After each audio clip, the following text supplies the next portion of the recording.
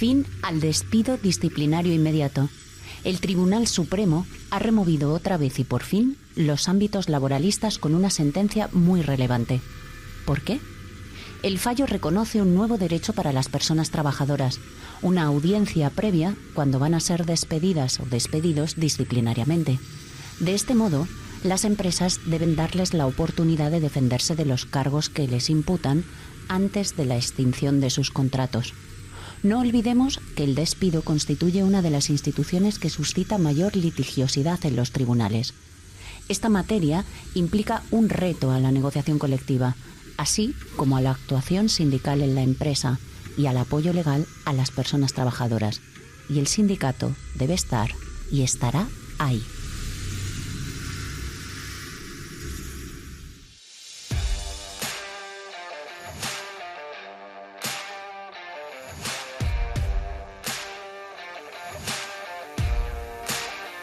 Gente con Clase, el podcast de Comisiones Obreras. Bienvenido, bienvenida a tu podcast Gente con Clase. La cuestión que traemos hoy al programa tiene muchas e importantes consecuencias para las personas trabajadoras. Aquellas compañías que no den audiencia previa a un empleado o empleada incurrirán en un despido improcedente y deberán abonarle una indemnización por ello. El Supremo cierra así el debate que se estaba produciendo entre distintos tribunales, salas, con sentencias contradictorias, y considera que las compañías que no ofrezcan esa posibilidad de audiencia previa estarían incurriendo en una vulneración de los convenios de la Organización Internacional del Trabajo, la OIT. Pues bien, el fallo rige en casos de despido disciplinario, es decir, aquellos en que se invoca supuestos en los que la compañía considera que el empleado o empleada no ha actuado de buena fe, no ha incumplido alguna de sus obligaciones con la gravedad suficiente para justificar su cese. No es que prohíba que las empresas les despidan, no es así, sino que obliga a que algún responsable de la empresa tome nota de las alegaciones presentadas por el trabajador o trabajador cesada antes de efectuar la extinción del contrato. Nos acompaña Eva Urbano, directora del Gabinete Jurídico Confederal de Comisiones Obreras. ¿Qué tal? Buenos días, muy bien. Vale, y nos acompaña también Raúl Olmos, es adjunto a la Secretaría de Acción Sindical de Comisiones Obreras, que hay quien dice y escribe que este fallo del Supremo es hito en la práctica jurídica, que habrá un antes y un después. No sé si es tan importante. Sí que consideramos que es un hito y un hito importante, pero por dos razones. Por supuesto, por lo que tú ya has adelantado, porque fortalece el derecho a la defensa del trabajador ante el despido injusto. Entonces, nuestro ordenamiento ya incluía este derecho, luego si quieres lo explicamos, pero está pensando más en la reacción post-despido, y esta norma lo que hace es incorporar un derecho previo al despido, de manera que el empresario, la empresa debe comunicar al trabajador cuáles son los motivos del despido y dar ocasión debidamente a que la persona afectada pueda defenderse, pueda dar sus argumentos y evitar en la medida de lo posible esa decisión extintiva, que como todos sabemos es la más grave, ¿no?, la sanción más grave que hay en las personas que se regulan por el contrato de trabajo.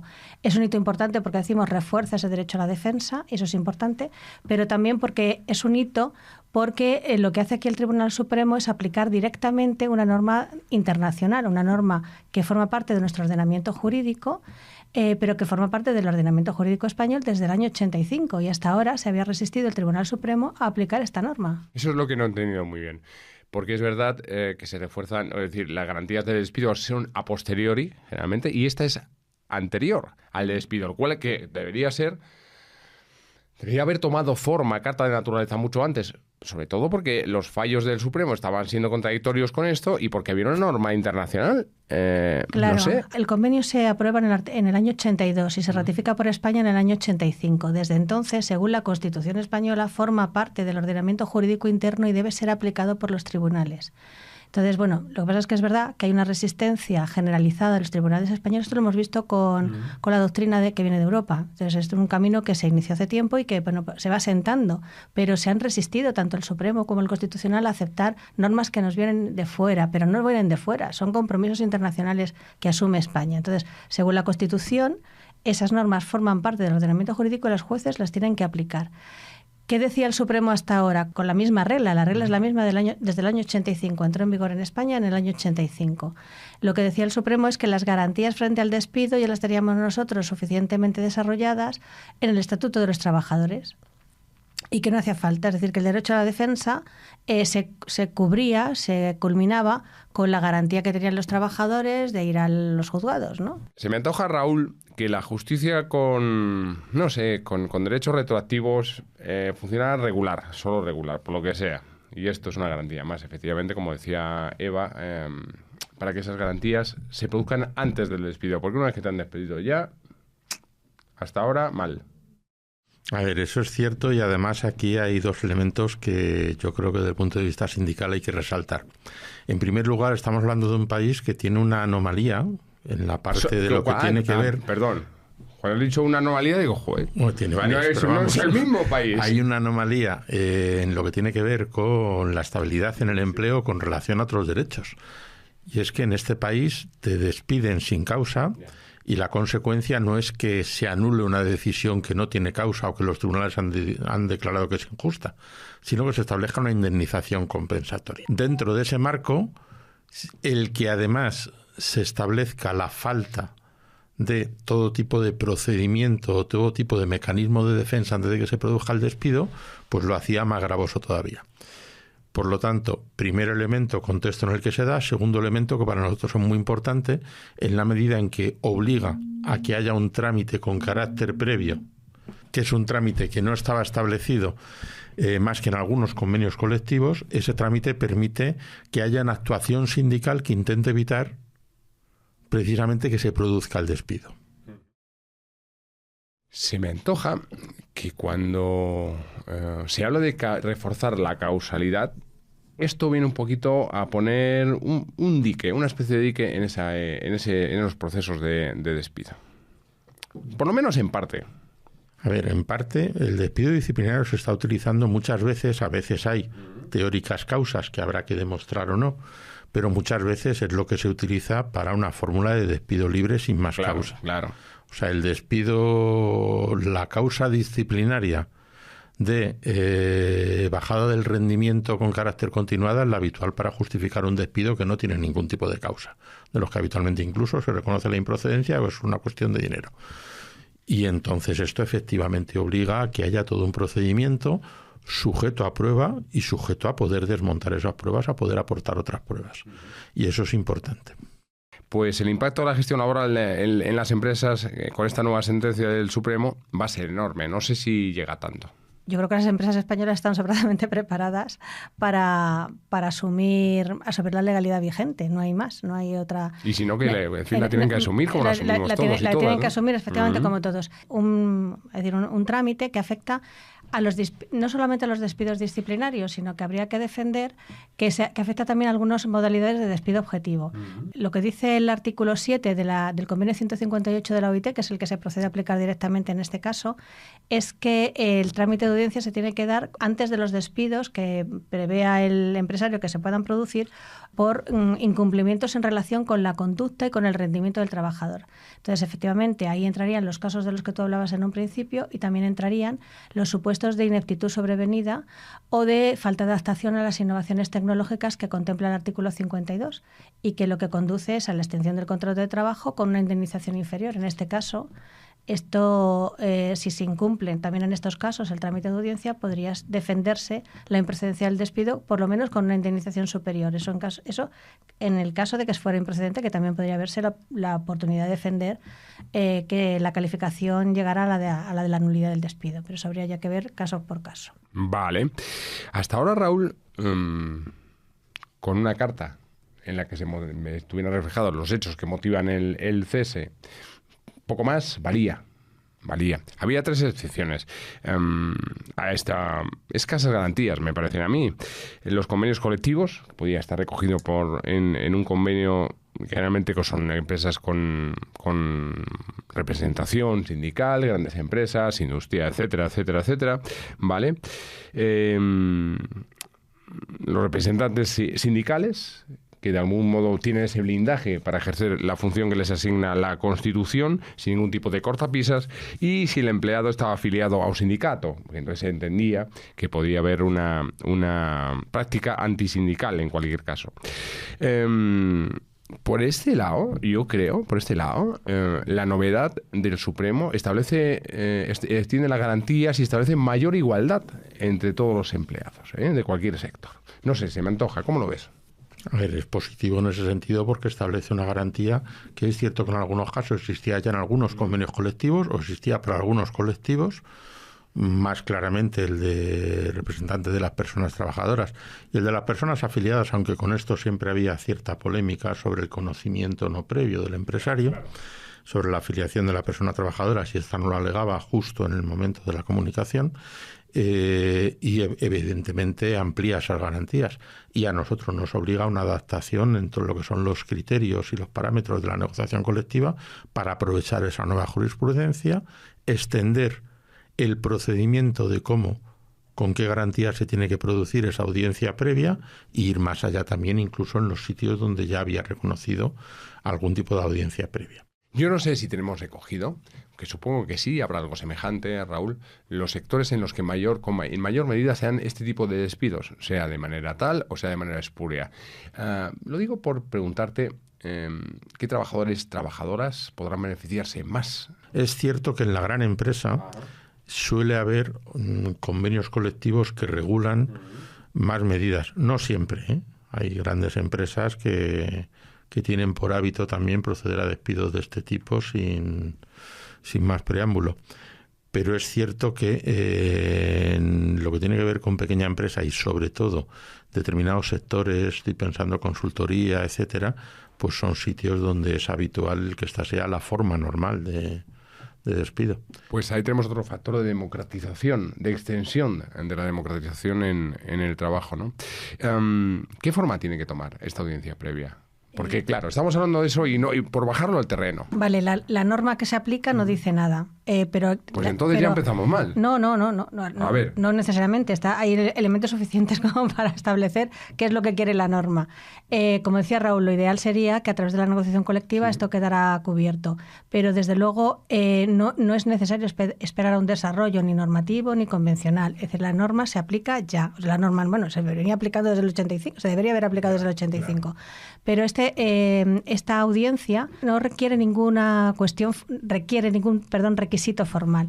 Esa audiencia resultaría insuficiente si solamente se limita a ejercerse como un trámite formal. Te comunico lo que te voy a decir, digas tú lo que digas, yo luego tengo ya preparada la carta de despido y emito la carta de despido sin considerar lo que tú me has dicho. Pase lo que pase. Es decir, tiene que haber un diálogo, claro, porque si no tiene sentido esa audiencia. La audiencia es para que yo me defienda, para que la persona trabajadora se defienda y para que el empresario la escuche. Si hasta ahora firmar no conforme en un despido era importante, imagino que a partir de ahora más, ¿o no? Siempre es bueno poner en las cartas la fecha en la que se recibe y no pasa nada por poner no conforme. Pero vamos, el que no haya puesto no conforme no pierde ningún derecho. ¿Vale? Apuntado está. ¿Sabéis qué pasa? Yo he hecho en falta una aclaración de por qué este derecho no tiene carácter retroactivo. A ver, en mi opinión, el Supremo hace cierta pirueta en la justificación de la sentencia. Alejo. Porque, a ver, la sentencia está analizando un caso anterior. Cuando llega al Supremo, pues el caso hace 3 años o cosas así que se produjo el despido. Y el Supremo expresamente cambia la jurisprudencia, expresamente dice que la cambia, pero el artículo 7 del convenio de la OIT, del que está tratando, dice que tiene que haber audiencia previa, salvo que de manera razonable no fuera exigible para la empresa. Sí, pero eso también era la siguiente pregunta. Y aquí, sí, pero aquí la pirueta que hace el Supremo es decir, y por parte de la empresa, parece razonable que no podía ser exigible porque hasta ahora teníamos una jurisprudencia que decía que no era exigible la audiencia previa. O sea, por la Entonces, parte contratante. Resuelve con eso que no tiene efecto retroactivo, pero sí a partir de ahora. No tiene efecto retroactivo, aunque para el caso juzgado sí que devuelve la sentencia a instancia por otras razones. Pero bueno, pues son estas cosas es un poco que tiene la justicia. Yo no sé cómo le habrá sentado a la persona afectada el encontrarse con que el Supremo le da la razón, pero le dice que para ti no. Es muy fuerte, ¿eh? Quiero decir que esto es una sentencia marxista. Marxista de Groucho Marx. Bueno, vamos a ver. ¿O no, Eva? Para completar De lo que Groucho estaba, Marx. para completar lo que estaba, es un debate muy, muy técnico, porque la persona trabajadora afectada, en este caso un hombre, ve que le reconocen las alegaciones del recurso, pero sin embargo mantienen la sentencia. Pero es verdad que lo devuelven al Tribunal de Baleares. Entonces habrá que ver lo que dice el Tribunal de Baleares. Lo que sí hay que tener en cuenta es que esta doctrina, es decir, aunque se hubiera tenido que aplicar a todos los hechos sucedidos desde el año 85, lo cierto es que hay cosa juzgada respecto a todos los temas que se hayan producido, que se hayan enjuiciado ya.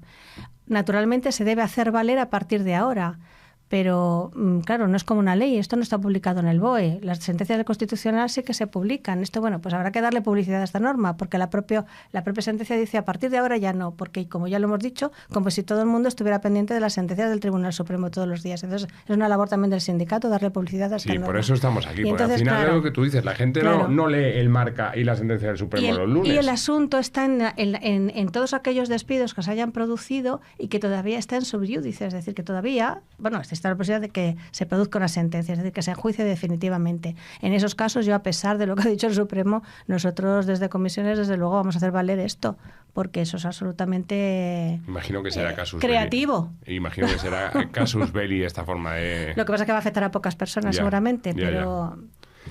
Pues a mí me escamaba un poco esto que os he dicho, y luego la otra cuestión que mencionabas antes, Raúl, ¿no? Eso de que esto hay que cumplirlo, dice, a menos que no pueda pedirse razonablemente al empleador que le conceda esa posibilidad. ¿Perdón? ¿Se os ocurre algo razonable que pueda impedir que esto se cumpla? A ver, yo hay una parte ahí que me da cierto miedo. Yo creo que está muy acotado jurídicamente. Yo creo que a lo mejor es cierto que hay determinadas casuísticas donde la prueba es imposible, pero estamos hablando de que el empresario tiene que acreditar las causas que lo motivan. De hecho, una de las primeras cosas que como estrategia de difusión sindical y de defensa de los derechos tendremos que plantear es que la gente expresamente no se limite a contestar un escrito, sino que se limite a señalar aquella falta de pruebas o aquellas pruebas insuficientes o pruebas falsas o pruebas no correctas y aquel planteamiento de nuevas pruebas en la fase de alegaciones. ¿Por qué? Porque va a ser muy importante que luego esto guarde conexión con lo que vaya a alegar en el juicio. Entonces, a mí no se me ocurre, es cierto que puede haber determinadas circunstancias donde pueda ser difícil el objeto de la prueba, pero a mí no se me ocurren tampoco muchas. Posiblemente en el ámbito jurídico, Eva, sí que haya algunas donde pueda parecer razonable. Puede haber supuestos, pero muy extraordinarios. El artículo 11 del mismo convenio de la OIT, ¿sí?, cuando habla del derecho al preaviso, ¿sí?, establece un derecho al preaviso, dice que solo excepcionalmente podrá omitirse ese preaviso cuando resulte irrazonable pedirle al empresario que dé el preaviso. O sea, que sea irrazonable obligar al empresario a mantener en el puesto de trabajo a la persona afectada. Pero tiene que ser, claro, situaciones, en fin, cuasi delictivas, no sé, una situación muy grave, no, y tiene que ser tan excepcional y aplicarse tan restrictivamente que en principio debe ser anecdótico. Es decir, lo que debemos es analizar esa excepción teniendo en cuenta que los supuestos en los que debe entrar deben ser contadas excepciones. Claro, pues esto motiva aún mucho más, si cabe, Raúl. Yo creo que hay una parte de nuestra acción sindical que va a variar. Una parte, va a decir que vamos a tener que trabajar ahí en ese entorno y yo supongo que ya habremos mandado circulares a nuestra gente en las empresas, ya estamos poniendo la maquinaria, engrosando la maquinaria, si no estaba ya si no estábamos ya en ello. ¿Cómo va a ser? A ver, hemos puesto una parte de la maquinaria, que es la primera difusión, digamos, del contenido jurídico y del alcance de la sentencia, y seguiremos poniendo el resto de maquinaria. La maquinaria, en nuestra opinión, tiene fundamentalmente, además de la vertiente jurídica propia de asesorías y demás, tiene tres elementos. Un primer elemento que guarda relación con la negociación colectiva. Tenemos que adaptar uno de estos capítulos que no resultan en absoluto agradables, pero que también forman parte de las garantías de un convenio colectivo y parte muy importante que tiene que ver con el régimen disciplinario, pues tenemos que adaptar a esta nueva jurisprudencia todos los mecanismos que tienen que concretar ese derecho de audiencia y la intervención de la representación de las personas trabajadoras en ese derecho de audiencia. tenemos un segundo factor y es difundir la buena nueva, que dirían los clásicos, difundir entre toda la estructura del sindicato, secciones sindicales, personas delegadas sindicales, delegados y delegadas de comités de empresa o delegados de personal, etcétera, difundir este nuevo criterio porque es un elemento fundamental de asesoramiento en el ámbito de las empresas, equipos de extensión, etcétera.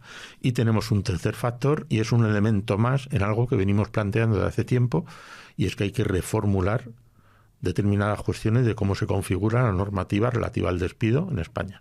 No solo al despido disciplinario, también al despido objetivo y a los elementos que tienen que ver con las indemnizaciones y con la calificación del despido. En España, yo lo comentaba antes, tenemos la anomalía de que un despido que los tribunales declaran que no está ajustado a derecho, esto es, que es ilegal. La consecuencia no es que se da marcha atrás a ese hecho, sino que ese hecho se lo come la persona trabajadora con patatas a cambio de más dinero. Bueno, pues eso algún día habrá que cuestionar el por qué es así con ese derecho y con otros elementos relativos a la propiedad o a otros. No es así, porque lo lógico es que no sea así. En segundo lugar, hay que ver la clara inadecuación en España de las indemnizaciones fijadas por despido para cumplir con la Carta Social Europea, con algún convenio de la OIT, etcétera, relativa a que las indemnizaciones tienen que ser suficientes y disuasorias. Si alguien es condenado con una indemnización mayor porque ha incumplido la norma, esa indemnización no puede ser un incentivo a que siga incumpliendo la norma, que es lo que ocurre en España con la rotación en el empleo que hace que se tengan pocas antigüedades, etcétera, etcétera. Y yo creo que eso, que es tocar la norma en las indemnizaciones, en la tramitación, en la calificación, en muchos aspectos, pues supone un incentivo más para saber qué deberes tenemos encima de la mesa para el diálogo social tripartito. Estamos acabando, lo introducías tú, Raúl. Pero bueno, es que las sentencias indemnizatorias es que varían, es que son 33 días, lógicamente, atendiendo a la justicia, al daño a la reparación, etcétera, etcétera. Está siendo muchas veces, en muchas ocasiones, más amplias las indemnizaciones, pues lo que sea de hecho, que sea de derecho, ¿o no, Eva? Ya hay una condena a España desde el Comité de Derechos Europeo de Derechos Sociales por incumplimiento del artículo 24 de la Carta Social Europea. Es decir, nuestra legislación no se adapta. Comisiones Obreras tiene pendiente también una reclamación colectiva que se interpuso ante el Consejo de Europa reclamando unos pronunciamientos más precisos de los que hasta ahora se han producido en relación con la cuantía de las indemnizaciones, con las readmisiones, con los salarios de tramitaciones, con todos los aspectos regulatorios del despido. Porque aquí nos encontramos con que efectivamente estamos hablando de despidos injustos. Esos despidos injustos no conllevan unos efectos que hagan que el empresario se lo piense dos veces antes de extinguir las relaciones laborales. Se exige desde Comisiones Obreras el establecimiento de una indemnización mínima, porque las personas que tienen poco salario, los jóvenes que tienen poca antigüedad, son más vulnerables ante el despido porque sus despidos salen más económicos. Entonces eso también habría que regularlo de tal manera que hubiera un colchón mínimo que disuada al empresario de esas decisiones que partimos de que son injustas, porque nuestra legislación las considera injustas. Bueno, pues estamos en tiempo de turrones, de polvorones y de buenas nuevas, dicen algunos. Esta es una más y esta es muy provechosa, así es que tenemos que trabajarlo internamente en el sindicato y agarrarnos a ello con fuerza. Muchas gracias a Eva por estar con nosotros hoy, por explicarnos cosas muy importantes y por supuesto, muchas gracias a Raúl, que va a ser uno de los encargados de incorporar la buena nueva al día a día del sindicato. Muchas gracias a ambos. Cuidaos mucho. Gracias. Buenos días, gracias. Cuídate. Hasta luego.